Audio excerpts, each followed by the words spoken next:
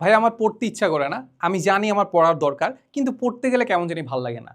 So আজকের ভিডিওতে আমি তোমাকে ৫ টা পয়েন্ট বলবো। এই ৫ টা পয়েন্ট যদি তুমি খেয়াল রাখতে পারো বা এই ৫ টা প্রবলেম যদি তুমি সলভ করতে পারো, ইনশাআল্লাহ তোমার পড়ালেখার প্রতি আলাদা একটা ভালো লাগা কাজ করবে অ্যান্ড তোমার প্রবলেমটা সলভ করতে পারবা। সো আজকের ভিডিওটা কাদের জন্য? আজকের ভিডিওটা আমাদের এইচএসসি 26 ব্যাচ যারা অ্যাডমিশন দিচ্ছ তাদের অবশ্যই পড়তে হবে। আর 27 ব্যাচ যাদের হয়তোবা সামনে এইচএসসি পরীক্ষা মানে ইয়ার ফাইনাল পরীক্ষা শেষ তো হবে, সামনে বলা যায় যে একটা ক্রিটিক্যাল সময় আছে। সো এই ভিডিওটা এই 2 ব্যাচের জন্য। সো এই 2 ব্যাচে যারা আসো যাদের আসলে পড়তে ইচ্ছা করে না, তো পড়ার প্রতি আসলে মনোযোগ কিভাবে আনবা সেইটা আলোচনা করার চেষ্টা করব। সবার আগে আমরা যেটা বুঝবো যে আসলে আমাদের কি কারণে পড়তে ভালো লাগে না। সো প্রথম কথা, আমি 1 নাম্বার পয়েন্ট যেটা আলোচনা করবো সেটা হচ্ছে আমাদের মোবাইল এডিকশন। এইটাতে কারো কোনো আসলে দ্বিমত থাকার কথা না। মোবাইল এডিকশন বা আমাদের যে সোশ্যাল মিডিয়া এডিকশন, ওইটার কারণে আমাদের পড়তে ভালো লাগে না। এখন তুমি চিন্তা করো তো যে সোশ্যাল মিডিয়া এডিকশন আমি কখন বলবো? তোমরা নর্মালি তোমাদের মোবাইল কতক্ষণ চালাচ্ছ ওইটাকে আমরা স্ক্রিন টাইম বলি, ঠিক আছে? সো স্ক্রিন টাইম কতটুকু সেটা দেখার চেষ্টা করবা। তুমি স্ক্রিন টাইম কীভাবে দেখবা? তুমি চ্যাট জিপিটি মারো বা ইউটিউবে দেখো বা গুগলে সার্চ দাও, দেখবা তোমাকে বলে দিবে যে তোমার মোবাইল থেকে তুমি কীভাবে তোমার স্ক্রিন টাইমটা দেখতে পারো, ঠিক আছে? সো দেখবা দেখবা যাদের পড়তে ভালো লাগে না মেজরিটি কেসে এই এডিকশনটা বা স্ক্রিন টাইমটা 10 ঘন্টার বেশি। দেখো মিলাই দেখো, 10 ঘন্টার বেশি। ইভেন আমারই স্ক্রিন টাইম হচ্ছে 12 ঘন্টা 13 ঘন্টা। এই কারণে দেখা যাচ্ছে আমারও পড়তে ভালো লাগে না। দেখো আমার কথা যদি চিন্তা করো, আমি তোমাদের এখানে গাইডলাইন দিতে আসছি। আমি আসলে বুয়েটে চান্স পাইছি, মেডিকেলে চান্স পাইছি, ঢাকা ভার্সিটিতে চান্স পাইছি, ইভেন আমি নরডেম কলেজে পড়তাম, একদম কুমিল্লার বেস্ট স্কুলে পড়তাম। তারপরে দেখো আমার নিজেরও পড়তে ভালো লাগে না। আমার যে ব্যাচমেট আছে বা ক্লাসমেট আছে ওদেরও সেম পড়তে ভালো লাগে না। বাট আমাদের মাথায় রাখতে হবে সবারই পড়তে ভালো লাগে না, কিন্তু আমাদের প্রয়োজনে কি করতে হবে? পড়তে হবে। সো প্রয়োজনে যেহেতু পড়তে হবে, আমাদের ব্রেনটাকে ওইভাবেই সেট করতে হবে যাতে করে আমি কিছু না কিছু পড়ি। আমি জানি যে আমি অনেক টাইম ওয়েস্ট করতেছি, আমার স্ক্রিন টাইম অনেক বেশি, তারপরে বাকি যে সময়টা আছে ওইটা যাতে আমি ইউটিলাইজ করতে পারি, কিংবা এই যে স্ক্রিন টাইম আছে 10 ঘন্টা এটাকে যাতে আমি কমায় আনতে পারি, সেইটা আমরা দেখার চেষ্টা করবো, ঠিক আছে? সো প্রথমত আমরা সবার আগে চেক করবো আমাদের স্ক্রিন টাইম কত। স্ক্রিন টাইম যদি 10 ঘন্টার নিচে থাকে তাহলে ঠিক আছে, 10 ঘন্টার উপরে যদি যায় তাহলে এইটাকে কমানোর আমরা চেষ্টা করবো, ঠিক আছে? ওকে। এরপরে আমরা সবার আগে যেটা করবো সেটা হচ্ছে আমাদের মেন্টালিটি চেঞ্জ করতে হবে। মেন্টালিটি কি চেঞ্জ করতে হবে? সাপোজ আমরা যে মোবাইল এডিকশনের কথা বলতেছি, এখন কিন্তু মোবাইলটা শুধুমাত্র মোবাইল না, এটা কি বলতো, এটা হয়ে গেছে আমাদের স্মার্টফোন। এটা কি বলতো? স্মার্টফোন। কেন বলতো? স্মার্টফোন হওয়ার রিজনটা কি বলতো? এটা খুব স্মার্টলি কাজ করতে পারে। স্মার্টলি মানে কি? ওইটার কাজটা এটাই যে তোমাকে ইনফ্লুয়েন্স করে ওইটাকে ব্যবহার করা, ঠিক আছে? মানে মোবাইল চায় যে তুমি তাকে হচ্ছে ইউজ করো। এখন আমরা তো স্মার্ট না, ঠিক না? আমরা তো স্মার্ট হলে তো আমরা মোবাইলটা ইউজ করতাম না, কারণ মোবাইলটা চাচ্ছে যে ওকে আমি ইউজ করি। এখন আমি কি করতেছি? আমি আমার যেই কাজটা করা উচিত ওই কাজটা না করে মোবাইলটা ইউজ করতেছি, তাহলে তো আমরা স্মার্ট হচ্ছি না। সো আমাদেরকে নিজেদেরকে স্মার্ট হইতে হবে। স্মার্টফোনের চেয়ে আমাকে স্মার্ট হইতে হবে। আমি ওকে ইউজ করবো, ও আমাকে যাতে ইউজ না করে। ব্যাপারটা বুঝতে পারছো? তো সবার আগে তুমি একটু মেন্টালিটি চেঞ্জ করবা, যেই কারণে যে আমাকে স্মার্ট হইতে হবে, মোবাইলটাকে আমার কাজে ইউজ করতে হবে, ও যাতে আমাকে ইউজ না করে।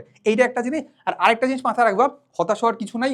সবারই স্ক্রিন টাইম এমনই, সবারই স্ক্রিন টাইম 10 ঘন্টার মতোই, কিংবা এর চেয়ে একটু কম হইতে পারে। বাট নর্মালি সবাই হতাশ হওয়ার, বললাম যে হতাশ হবা না, যেটা এতটুকু মাথায় রাখবা সবারই সেম টাইপেরই, এই সেম টাইপেরই স্ক্রিন টাইম দিয়ে সবাই দেখবে যে ঢাকা ভার্সিটি, মেডিকেল বা বুয়েটে চান্স পাইতেছে। সো কোনো প্যারা নাই, তুমিও চাইলে হচ্ছে একটা কামব্যাক দিতে পারবো, ঠিক আছে? এটা নিয়ে কোনো একটা প্যারার কিছু নাই।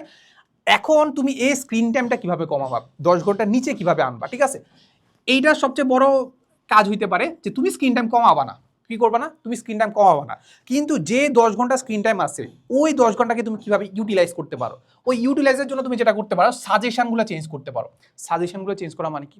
সাপোজ চিন্তা করো যে সাপোজ আমি যদি কখন কলেজে ছিলাম, কলেজে থাকলে আসলে আমার সাজেশনে কি আসতো? আমি ইউটিউবে যদি সার্চ দিতাম, ইউটিউবে সার্চ না দিতাম, তখন ইউটিউবে একটা ওপেন করলাম, ওপেন করার সাথে সাথে আমার সামনে কি আসতো বলতো? আইটেম সং আসতো, নোরা ফাতেহির ভিডিও আসতো, তাই তো? নোরা ফাতেহির আইটেম সং আসতো। এরপরে আমি যখন অ্যাডমিশনে গেলে আমাদের টাইমে তো অত এটেক ছিল না, আমাদের সময় অন্যরকম পার্সোনাল ভিডিও ছিল। তারপর হালকেনস্টাইনের আনাস ভাইয়ের ভিডিও মাঝে মাঝে দেখতাম। সো আমি যেটা করছি, আমার সাজেশনগুলোকে সাপোজ হচ্ছে এই যে উল্টাপাল্টা যে সং আছে বা উল্টাপাল্টা যে ভিডিও আছে, উল্টাপাল্টা আসলে ধরো কমেডি হাবিজাবি, ওইগুলোকে কি করতাম? আমি নট ইন্টারেস্টেড দিয়ে দিতাম। কি করতাম? নট ইন্টারেস্টেড দিয়ে দিতাম। আর সবসময় সার্চ দিতাম কি বলতো? এডুকেশনাল জিনিসপাতি। এরপর আমার পুরো সাজেশনটা হচ্ছে 360 ডিগ্রি ঘুরে গেল, না 180 ডিগ্রি ঘুরে গেল, বুঝছো? 360 ডিগ্রি না, 180 ডিগ্রি ঘুরে গেছে। ঘুরে যায় কি হয়ে গেছে? এখন হয়ে গেছে আমার যেসব জিনিস দরকার, আমার যেসব জিনিস আমার পড়ালেখায় দরকার, ওইসব জিনিস আমার কাছে সাজেশন দেওয়া শুরু করছে। সো তুমি টাইমটা কিভাবে ইউটিলাইজ করতেছো, এই যে 10 ঘন্টা যেটা আছে এইগুলা, এই 10 ঘন্টা কোথায় কোথায় কাজে লাগাচ্ছ, ওইটা কিন্তু আমি তোমার অ্যাপ থেকে বুঝে ফেলতে পারবো। বাট ইউটিউবে যায় দেখি যে ভালো ভালো ভিডিও আসতেছে, তার মানে তুমি ওইখানে কাজে লাগাও বেশি। আর যদি দেখি যে না উল্টাপাল্টা জিনিস আসতেছে, তার মানে বোঝা যাচ্ছে যে না তুমি আসলে ওইখানে আসলে টাইমটা ওয়েস্ট করতেছো। সো তুমি টাইমকে ইউটিলাইজ করবা নাকি টাইমকে ওয়েস্ট করবা, এটা কিন্তু তোমার উপরে ডিপেন্ড করতেছে। বুঝছো ব্যাপারটা? সো মাথায় রাখবা যে সাপোজ হচ্ছে কোনো একটা এক্সট্রাঅর্ডিনারি একটা ভিডিও আসে, মানে তুমি ফেসবুক যাও, ইউটিউবে যাও, রিলসে দেখবা এত এত ইউনিক জিনিসপাতি দেওয়া আছে, তুমি একবার ঢুকলে বের হইতে ইচ্ছা করবে না। সো এখন মাথায় রাখবা যে একবার যেহেতু ঢুকতেছই, যেহেতু এটা এডিকশনটা এটা মানে তুমি পার করতে পারবা না, তাহলে এডিকশনটা এমন একটা জিনিসে রাখো যেটা তোমার জন্য আসলে কাজে লাগবে, তোমার রিয়েল লাইফে কাজে লাগবে, তোমার পরীক্ষায় কাজে লাগবে। সো দেখবা যে কোনো একটা নতুন একটা টপিক আসছে, সাপোজ হচ্ছে ভর কেন্দ্র ভার কেন্দ্রের মধ্যে ডিফারেন্স কি। আমরা নিজেরাও তো অনেক ধরনের আসলে শর্টকাট বলো, অনেক ধরনের আসলে এডুকেশনাল ভিডিও বানাই। সো ওই এডুকেশনাল ভিডিওগুলো যাতে তোমার কাছে আসে, এটা তুমি করার চেষ্টা করবা, ঠিক আছে? তো সবার আগে যেটা করবা সেটা হচ্ছে সাজেশনটা চেঞ্জ করার চেষ্টা করবা। এরপরে যেটা করবা হচ্ছে টার্গেট সেট করা। আমরা নর্মালি আমরা যেটা করি, আমরা টার্গেট সেট করি না। আমার কাছে মনে হচ্ছে যে 6 মাস পরে আমার এইচএসসি পরীক্ষা, সব এইচএসসি 27 ব্যাচের কথা বলি, 6 মাস পরে আমার হচ্ছে এইচএসসি পরীক্ষা। আমার মাথায় আসে যে হ্যাঁ 6 মাস আসছে, তো তার মানে আসলে আমার 5 মাসের মধ্যে শেষ করতে হবে। ওকে ঠিক আছে, 5 মাসের মধ্যে শেষ করলাম, এটা তার তেমন কি আছে। সো ওই যে যেমন মানে অফলাইনে পড়তেছি, অনলাইনে পড়তেছি, যাচ্ছি আসতেছি, মানে ওই যে কামিং গোয়িং ডুইং নাথিং, এরকম হয়ে গেল, ঠিক আছে? বাট তুমি যদি এই সেম কাজটাকে তুমি জাস্ট 1 মাস 2 মাস 3 মাসে ভাগ করে নাও, ঠিক আছে? সাপোজ চিন্তা করলাম আমি হচ্ছে 5 মাস সময় পাচ্ছি, এইচএসসি পরীক্ষার আগে 5 মাস সময় আছে। 5 মাসের মধ্যে তুমি 1 মাসে একটা রুটিন তৈরি করলা, 1 মাসের মধ্যে একটা টার্গেট সেট করলা যে 1 মাসের মধ্যে তুমি কি পড়বা। দেখবা ওই টার্গেট তুমি ফিল আপ করতে পারবা না, কিন্তু 80 বা 90% ফিল আপ করতে পারবা। পরের মাসে কি করবা, যা ফিল আপ করতে পারো না ওটা পরের মাসে সেট করে ফেলবা, এরপর পরের মাসে ওটা মানে সলভ করার চেষ্টা করবা, ওই মাসের মধ্যে তুমি টার্গেটটা ফিল আপ করার চেষ্টা করবা। দেখবা ওইটাতেও তুমি ফিল আপ করতে পারবা না, বাট 80 বা 90% তুমি ক্লিয়ার করতে পারতেছো। 5 মাস পরে গিয়ে দেখবা সেম পুরা সিলেবাসে তুমি 80 বা 90% ক্লিয়ার করতে পারতেছো। তুমি চিন্তা করো 80 বা 90% কিন্তু অনেক হিউজ নাম্বার, এটা কিন্তু একটা হিউজ নাম্বার। তুমি নর্মালি যদি এভাবে চিন্তা করতা যে 5 মাসে আমার মোটামুটি সিলেবাস শেষ করতে হবে 80 বা 90% কিংবা 100% শেষ করতে হবে, তুমি যা দেখবা কি জানো, প্রথম যে 3-4 মাস আছে ওটা তুমি এমনি ওয়েস্ট করে ফেলতে পারো, মানে 3-4 মাস এমনি ওয়েস্ট হয়ে যাচ্ছে। বাকি যে 1 মাস আছে, বাকি যে 2 মাস আছে, ওইখানে যা দেখবা যে তোমার প্রেশারটা অনেক বেশি হয়ে যাচ্ছে। এই কারণে দেখা যাচ্ছে কোনো একটা জিনিস তুমি যদি 1 মাসে অনেক কিছু পড়ো, এটার চেয়ে বেটার হচ্ছে পুরো 4 মাসে অল্প অল্প করে পড়া। সো মাথায় রাখবা অবশ্যই টার্গেট ফিক্স করতে হবে। তুমি মানে এই যে মোবাইলের যে ডিস্ট্রাকশন আছে, মোবাইলের যে এডিকশন আছে, এগুলোর কারণে তুমি ভুলেই যাবে যে তোমার আসলে কখন কি পড়া উচিত। তো সবচেয়ে ভালো জিনিস হচ্ছে টার্গেট ফিক্স করা, প্রতি মাসে একটা সুন্দর করে একটা রুটিন তৈরি করা যে এই মাসের মধ্যে আমি এই জিনিস শেষ করবো, এরপর এটাকে আরেকটা ছোট রুটিনে ভাগ করবা যে প্রতি সপ্তাহে আমি কি পড়বো, সেরকম টার্গেট ফিক্স করবা, দেখবা যে তোমার ডিস্ট্রাকশন কম হবে, তুমি বেশি করে আসলে টার্গেট ফিল আপ করতে পারতেছো। বুঝছো ব্যাপারটা? সো টার্গেট ফিল আপ না করে একটা বড় রিজন যে তোমার পড়তে ভালো লাগে, ঠিক আছে? আর এর চেয়ে বড় একটা কারণ হইতে পারে যে সেটা হচ্ছে কনফিডেন্সের অভাব। এইচএসসি 26 ব্যাচের ক্ষেত্রে এটা সবচেয়ে বেশি খাটবে, কারণ যারা সাপোজ ইঞ্জিনিয়ারিং প্রিপারেশন নিচ্ছ, হয়তো বা একদম ছোটবেলা থেকে তোমার ইচ্ছা ছিল হচ্ছে বুয়েটে পড়ার, কিন্তু এখন যেটা দেখতে পাচ্ছ ইঞ্জিনিয়ারিং তুমি কিছুই পড়তে পারতেছো না। প্রথম উইকলি দেওয়ার পরেই মনে হচ্ছে যে না আমি কিছুই তো পারতেছি না, আমি কি আদৌ বুয়েটে চান্স পাবো, বুয়েট বাদ দিলাম সিকে রুয়েটে কি আদৌ চান্স পাবো, 7-8 হাজারের মধ্যে কি আমি থাকতে পারবো। এই যে একটা কনফিডেন্সের অভাবটা পাচ্ছ না, এইটা একটু কমাও। কারণ তুমি চিন্তা করো যেই মানে 7 বা 8 হাজারের মানুষজন আছে ওরা কিন্তু তোমার মতো স্টুডেন্ট। তুমি যে বুয়েটে চান্স পাচ্ছ, তুমি যে বুয়েটে ভর্তি পরীক্ষা দিতে পারবা, বুয়েটে ভর্তি পরীক্ষা দেওয়ার জন্য এবার কাটমার্ক হইতে পারে 85%-এর মতো। তুমি চিন্তা করো এইচএসসিতে এবার দেখবা A+ই পাবে অনেক কম, ওই A+ তো পাইছো তুমি, তারপর 85%ও পাবা, তার মানে তুমি অলরেডি একটা ভালো স্টুডেন্ট। আর এর চেয়ে বড় কথা হচ্ছে তোমার বুয়েটের সিট কত বলো তো, বুয়েটের টোটাল সাপোজ 1300-র মতো, টোটাল কতর মতো 1300-র মতো, আচ্ছা 1300 বাদ দিলাম, সাপোজ 1000-এর মতো। এখন তুমি আমাকে বলো তো তোমার কি 1000টা সিট লাগবে, তোমার কি 1000টা সিট লাগবে? টু বি অনেস্ট, 1000টা সিট লাগবে না, লাগবে কয়টা? একটা সিট লাগবে। তোমার কত লাগতেছে? একটা সিট। তাহলে তো তোমার কম্পিটিশন তো তুমি নিজেই, তোমার যে কোনো একটা সিট লাগতেছে ওটা কম্পিটিশন তো তুমি নিজেই। তাহলে এখানে তো খুব একটা মানে হতাশ হওয়ার কিছু নাই। তার মানে আমি যদি চিন্তা করি যে বুয়েটে চান্স পাইতে আমার কত পার্সেন্ট আশা করতে হয় বলো তো, কত পার্সেন্ট? পার্সেন্ট বাদ দিলাম সাপোজ চিন্তা করলাম, আচ্ছা পার্সেন্টের চিন্তা করলাম, পার্সেন্ট কত পার্সেন্ট মার্কস লাগে? 50% মার্কস পেলে তুমি পেয়ে যাওয়া। আচ্ছা 50% বাদ দিলাম, আমি চিন্তা করতে পারবো যে 60% আমি যদি সেফ খেললে 60% যদি তুমি মার্কস পাও, তুমি বুয়েটে ইনশাল্লাহ একটা ভালো র্যাঙ্ক করে তুমি চান্স পাইতে পারবা। এখন চিন্তা করলাম সেফ হয়েও চিন্তা করলাম যে কোন একটা সিট তুমি কনফার্ম করতে পারবা 60%। এখন তুমি বুয়েটের জন্য একটা এক্সাম দিয়ে দেখো, সাপোজ তুমি এইচএসসি 26 ব্যাচ বা 27 ব্যাচ, তুমি একটা কোশ্চেন ব্যাংক নিলা, কোশ্চেন ব্যাংক নিয়ে বুয়েটের যে কোনো একটা সালে কোশ্চেন সলভ করবা, দেখবা যে তুমি অনেক খারাপ করছো পাইছো হচ্ছে 30%, তুমি পাসও করো নাই। ওকে ঠিক আছে, সেম কোশ্চেনটাতে তুমি আবার একবার পরীক্ষা দাও, আবার পরীক্ষা দিলে কি তুমি সেম কোশ্চেনে 30% পাবা না এর চেয়ে বেশি পাবা? এর চেয়ে বেশি পাবা, অবশ্যই বেশি পাবো। কত পাবা? 40%। ওকে 40%, আচ্ছা আবার পরীক্ষা দাও, 40%-এর চেয়ে বেশি পাবা না? এইরকম করতে করতে তুমি 40 থেকে 60%-এর মধ্যে যাইতে পারবা কিনা বলো? অবশ্যই পারবা। এখন এই কোশ্চেনগুলোতে সেম টাইপের কোশ্চেনগুলোই তো বুয়েটে আসবে। এখন তুমি এই একটা সাল নিয়ে করছো, অনেকগুলো সাল নিয়ে যদি এরকম করতে থাকো, তাহলে তুমি 20% 30% থেকে তুমি আস্তে আস্তে 60%-এর দিকে যাবা না? এই তো নিজের সাথে নিজের কম্পিটিশন। তুমি কি করতেছো? পার্সেন্টেজটা বাড়াচ্ছ। তুমি কত পারবা? এই পার্সেন্টেজটা যখন বাড়িতে থাকবা তখনই বুঝতে পারবা যে নিজের সাথে নিজের কম্পিটিশন, আমি 60% পাচ্ছি, তাহলে এবার আমি একটা বুয়েটে সিট কনফার্ম করতে পারবো। মেইন পরীক্ষা গেলেও যদি তুমি সেম পরীক্ষাটা দিতে পারো, তাহলে তো নিজের সাথে নিজে কম্পিটিশন করে নিজের ওই স্থানটা তুমি দখল করতে পারতেছো। বুঝছো ব্যাপারটা? সো এখানে হতাশ হওয়ার কিছু নাই, মাথায় রাখবা যে যেটাই করুক না কেন ও বইটা টপ করতে যাচ্ছে, বাট আমি টপ করতে চাচ্ছি না, আমি যে কোনো একটা সিট কর্মা করবো, তাহলে তো প্যারা নাই। বুঝছো ব্যাপারটা? এই তো। এরপরে আরেকটা বড় প্রবলেম হচ্ছে আমরা ওভার থিঙ্কিং করি। এটা আসলে বোঝানো তেমন কিছু নাই, বোঝানো তেমন কিছু আছে, বোঝানো তেমন কিছু নাই। আমরা কি করি? ওভার থিঙ্ক করেই যাই। এখন এইটা উত্তরানোর সবচেয়ে বড় ভালো জিনিস কি জানো? এটা উত্তরানোর একটা ভালো ওয়ে হচ্ছে, আমাদের একটা টার্ম আছে motion versus action. Motion versus মানে ঘুরপাক খাওয়া, আর অ্যাকশন মানে হচ্ছে অ্যাকশনে চলে যাওয়া। এখন তোমাকে একটা এক্সাম্পল দিই। সাপোজ তোমাকে বললাম তোমার একটা বই লিখতে হবে। কি লিখতে হবে? একটা বই লিখতে হবে। সাপোজ হচ্ছে আমাদের এডুকেশনাল যে কোনো একটা বই লিখতে হবে, বুয়েটের জন্য একটা বই লিখতে হবে, ঠিক আছে?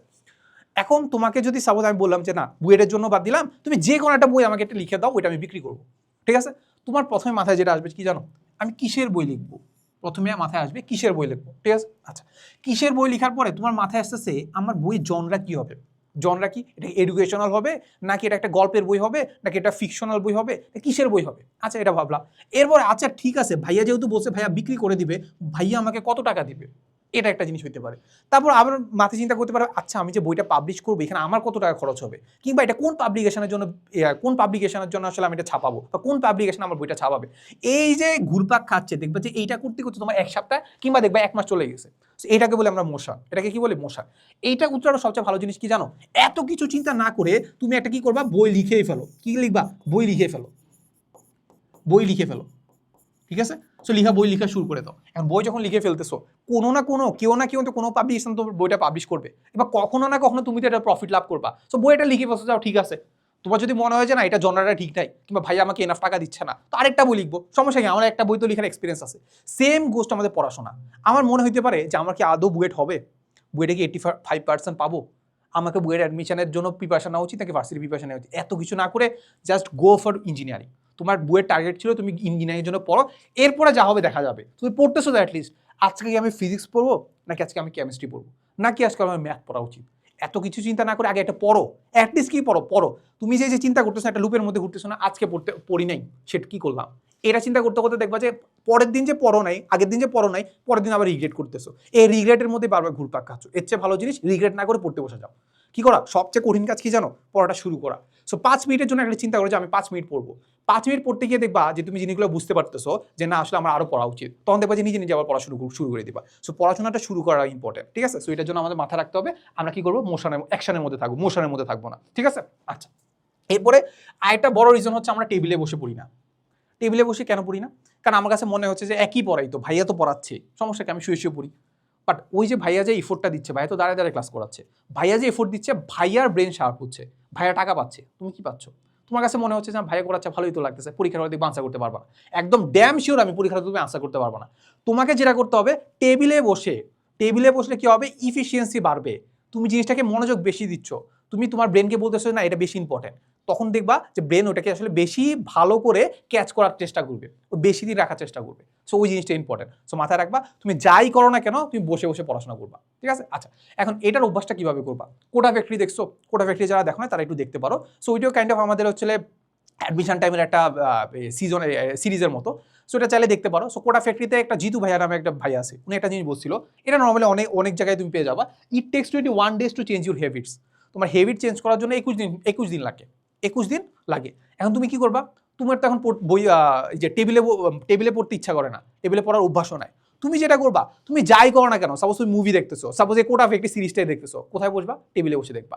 তুমি ভাত খাচ্ছ, টেবিলে বসা, মানে তোমার যে পড়া টেবিলে ওইখানে বসে পড়বা, ঠিক আছে? তুমি ক্লাস করতেছো, কোথায় করবা? টেবিলে বসে। সো এরকম করতে করতে দেখবা যে টেবিলে বসে একটা অভ্যাস তৈরি হয়ে যাবে। সো এই অভ্যাসটা যদি তুমি তৈরি করতে পারো না, তাহলে দেখবে যে ইটস মোর দেন এনাফ, আর তেমন কিছু লাগতেছে না। দেখবে যে 21 দিন পরে তোমার এই পুরো অভ্যাস হয়ে গেছে যে আমি যাই করি না কেন টেবিলে বসে করতেছি।